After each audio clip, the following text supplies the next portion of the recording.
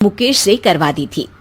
मुकेश कभी स्कूल नहीं गया था और इस कारण वो पढ़ा लिखा नहीं था और बाकी गांव वालों की हालत भी मुकेश जैसी ही थी। मुकेश के घर में उसके माता पिता भी रहते थे। सासू माँ, मैं बाहर मंदिर तक जा रही हूँ, आधे घंटे में आ जाऊंगी।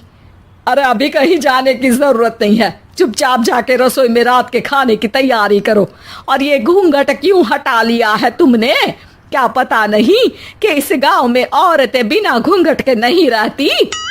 रात में अंजलि छत पर जाकर अपनी मम्मी से बात कर रही होती है। तभी गांव की 3-4 औरतें उसे देख लेती है और दरवाजे पर आकर उसकी सास से शिकायत करने लगती है। और क्या हुआ? अरे छत पे तो देखो, आपकी बहू मटक मटक के किसी से फोन पर बात कर रही है। दिन भर फोन पे लगी रहती है। अरे कल तो मंदिर के पास वो क्या कहते हैं, सेल्फी ले रही थी। शहर की बहू रखना अच्छा शान की बात है, पर देखना इसके लक्षण से ये तो तुम्हारे परिवार को बदनाम ना कर दे। ये पहली बार नहीं था जब सास से गांव के लोगों ने अंजलि की बुराई या शिकायत नहीं की हो। अब तो ये रोज की बात थी। अंजलि ये सब सुन लेती है। जब वो नीचे जाती है तो मुकेश भी वहां आ जाता है। सास कहती है, बेटा लोग घर आकर शिकायत करने लगे हैं बहू के कामों की, देख लो। पति हो, संयम से रखो इसे। माँ जी, मैं तो अपनी माँ से बात कर रही थी क्योंकि यहाँ कोई बात करने लायक ही नहीं है और अब मैं माँ के पास ही रहूंगी। वहाँ क्या रहना, वहाँ बाहर के लोग तो ठीक है पर घर के लोग भी इज्जत ना दे सके। अरे नहीं नहीं अंजलि, ऐसा नहीं है, धीरे धीरे सब ठीक हो जाएगा, तुम फिक्र ना करो। अरे बस कुछ बोलना ही नहीं है, सर पे चढ़ा रखा है बहू को। सास मुकेश की नरम बात सुन के वहां से मुंह चढ़ाकर चली जाती है। मैं तो कहती हूँ हम दोनों शहर चले जाते हैं। मैं पढ़ी लिखी हूँ, मुझे वहाँ नौकरी भी मिल जाएगी और थोड़े दिनों में आप भी वहाँ कुछ काम ढूंढ लेना। अरे नहीं नहीं अंजलि, हम यहाँ ना गांव का खेत, माँ पिताजी को छोड़कर शहर नहीं जा सकते। माँ पिताजी को कैसा लगेगा और गांव वाले क्या सोचेंगे? ये कहकर मुकेश सोने चला जाता है और अंजलि की गांव वालों द्वारा बुराई का सिलसिला बहुत दिनों तक चलता ही रहता है। लेकिन अंजलि गुस्सा ना दिखाते हुए समझदारी से काम लेती है।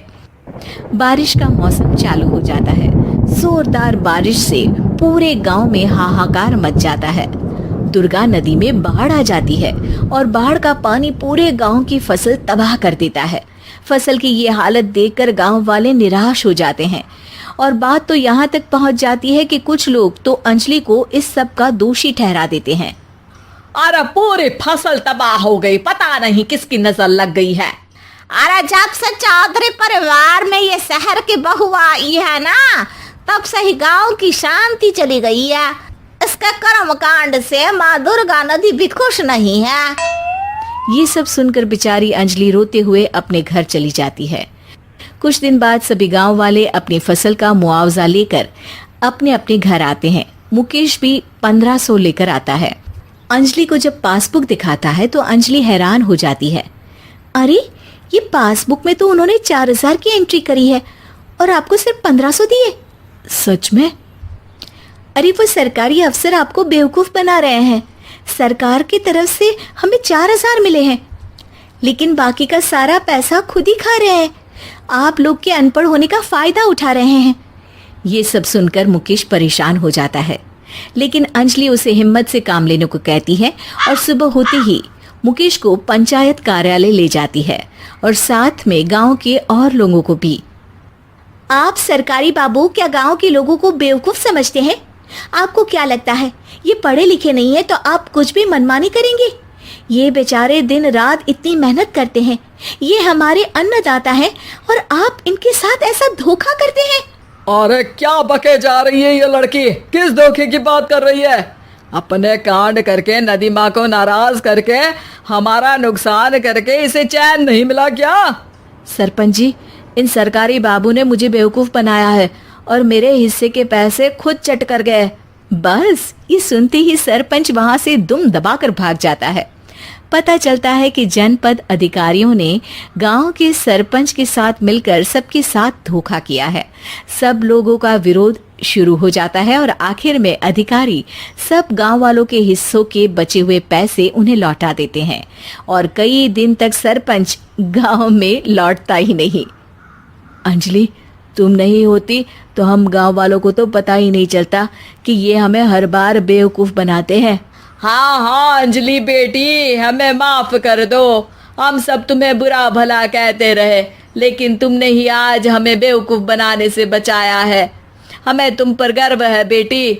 अब समझ आया कि सरपंच तुमसे नहीं, तुम्हारे पढ़े लिखे होने से नफरत करता था। क्यों ना इस बार हम अंजलि को ही सरपंच पद के लिए चुन ले। क्या कहते हो गांव वालों?